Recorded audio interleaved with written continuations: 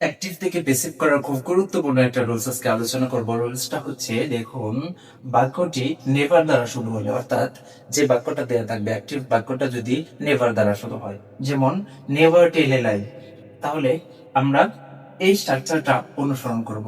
কি লিখবো? বাক্যটি নেভার দ্বারা শুরু হলে কি করব?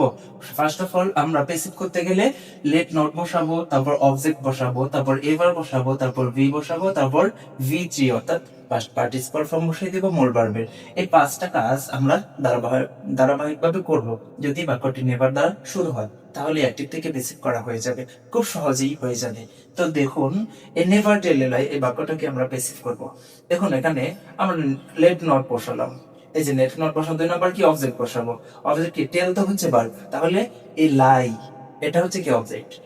লেট নট এ লাই, তারপর কি ইভার, এই যে ইভার বসাইলাম, তারপর হচ্ছে বি, এই বি বসাইলাম। এখন কি করব? ভি থ্রি বসাবো।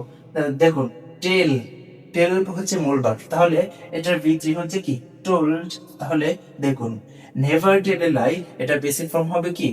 Let not a lie ever be told. খুব সহজে কিন্তু আমরা অ্যাক্টিভ থেকে বেসিক করে ফেললাম, কোনো প্রকার টেন্সের ঝামেলা ছাড়াই। অ্যাক্টিভ থেকে বেসিক এবং বেসিক থেকে অ্যাক্টিভ করার গুরুত্বপূর্ণ একটা পরিপূর্ণ ভিডিও আমাদের ইউটিউবে, ফেসবুকে আপলোড করা আছে। আপনি চাইলে সেখান থেকে গিয়ে দেখে আসতে পারবেন। খুব সহজে আমরা আলোচনা করেছি।